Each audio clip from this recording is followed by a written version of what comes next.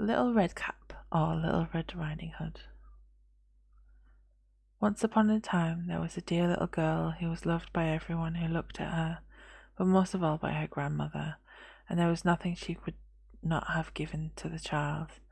Once she gave her a little cap of red velvet, which suited her so well that she would never wear anything else, and so she was always called Little Red Cap. One day her mother said to her, "Come, Little Red Cap, here is a piece of cake and a bottle of wine. Take them to your grandmother. She is ill and weak, and they will do her good.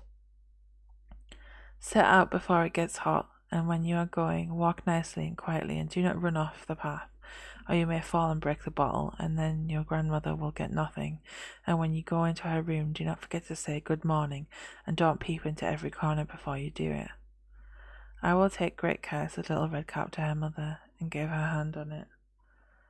The grandmother lived out in the wood, half a league from the village, and just as Little Red Cap entered the wood, a wolf met her. Red Cap did not know what a wicked creature he was, and was not at all afraid of him. "Good day, Little Red Cap," said he. "Thank you kindly, wolf." "Whither away so early, Little Red Cap?" "To my grandmother's." "What have you got in your apron?" "Cake and wine. Yesterday was baking day, so poor sick grandmother is to have something good to make her stronger." "Where does your grandmother live, Little Red Cap?" "A good quarter of a league farther into the wood. Her house stands under 3 oak trees, large oak trees. The nut trees are just below." "You surely must know it," replied Little Red Cap. The wolf thought to himself, what a tender young creature, what a nice plump mouthful. She will be better to eat than the old woman. I must act craftily so as to catch both. So he walked for a short time by the side of Little Red Cap, and then he said, "See, Little Red Cap, how pretty the flowers are about here. Why do you not look around? I believe too that you do not hear how sweetly the little birds are singing. You walk gravely along as if you were going to school, while everything else out here in the wood is merry." Little Red Cap raised her eyes, and she saw the sunbeams dancing here and there through the trees, and pretty flowers growing everywhere. She thought, "Suppose I take grandmother a fresh nosegay, that would please her too. It is so early in the day that I shall still get there in good time." And so she ran from the path into the wood to look for flowers, and whenever she had picked one, she fancied that she saw a still prettier one farther on, and ran after it, and so got deeper and deeper into the wood. Meanwhile the wolf ran straight to the grandmother's house and knocked at the door. "Who's there?" "Little Red Cap," replied the wolf. "She is bringing cake and wine. Open the door."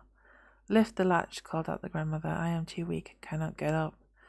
The wolf lifted the latch, the door sprang open, and without saying a word he went straight to the grandmother's bed and devoured her. He put on her clothes, dressed himself in her cap, laid himself in bed, and drew the curtains. Little Red Cap, however, had been running about picking flowers, and when she had gathered so many that she could not carry any more, she remembered her grandmother and set out on the way to her. She was surprised to find the cottage door standing open, and when she went into the room she had such a strange feeling that she said to herself, "Oh dear, how uneasy I feel today, and at other times I like being with grandmother so much." She called out, "Good morning," but received no answer, so she went to the bed and drew back the curtains. There lay her grandmother with her cap pulled far over her face and looking very strange. "Oh, grandmother," she said, "what big ears you have!" "The better to hear you with, my child," was the reply. "But grandmother, what big eyes you have," she said. "The better to see you with, my dear." "But grandmother, what large hands you have." "The better to hug you with." "Oh, but grandmother, what a terrible big mouth you have." "The better to eat you with." And scarcely had the wolf said this, than with one bound he was out of bed and swallowed up Red Cap. When the wolf had appeased his appetite, he lay down again in the bed, fell asleep, and began to snore very loud. The huntsman was just passing the house, and thought to himself, "How the old woman is snoring! I must just see if she wants anything." So he went into the room, and he came to the bed, and he saw that the wolf was lying in it. "Do I find you here?" old sinner, said he. I have long sought you. Then, just as he was going to fire at him, it occurred to him that the wolf might have devoured the grandmother, and that she might still be saved. So he did not fire, but took a pair of scissors and began to cut open the stomach of the sleeping wolf. And when he had made the 2 snips, he saw the little red cap shining, and then he made out 2 snips more, and the little girl sprang out crying, "Ah, how frightened I have been! How dark it was inside the wolf!" And after that the aged grandmother came out alive also, but scarcely able to breathe. Redcap, however, quickly fetched great stones with which they filled the wolf's belly, and when he awoke he wanted to run away, but the stones were so heavy that he collapsed at once and fell dead. Then all 3 were delighted. The huntsman drew off the wolf's skin and went home with it, and the grandmother ate the cake and drank the wine which Redcap had brought, and revived. But Redcap thought to herself, "As long as I live, I will never by myself leave the path to run into the wood when my mother has forbidden me to do so." It also related that once Redcap was again taking cakes to the old grandmother, another wolf spoke to her and tried to entice her from the path. Redcap, however, was on her guard and went straight forward on her way, and told her grandmother that she had met the wolf, and that he had said good morning to her, but with such a wicked look in his eyes that if they had not been on the public road, she was certain she would have been eaten. "Well," said the grandmother, "we will shut the door, that he may not come in." Soon afterwards the wolf knocked and cried, "Open the door, grandmother, I am little Redcap, and I am bringing you some cakes." But they did not speak, nor open the door, so the grey beard stole twice or thrice around the house, and at last jumped on the roof, intending to wait until Redcap went home in the evening, and then to steal after her and devour her in the darkness. But the grandmother saw what was in his thoughts.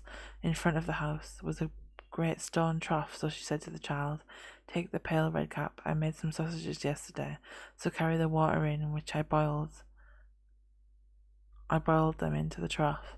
Redcap carried until the great trough was quite full, and then the smell of the sausages reached the wolf, and he sniffed and peeped down, and at last stretched out his neck so far that he could no longer keep his footing, and began to slip, and slipped down from the roof straight into the great trough, and was drowned. But Redcap went joyously home, and no one ever did anything to harm her again. The end.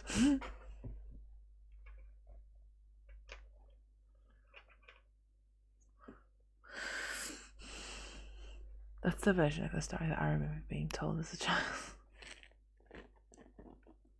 I know a lot of people have other versions of the story.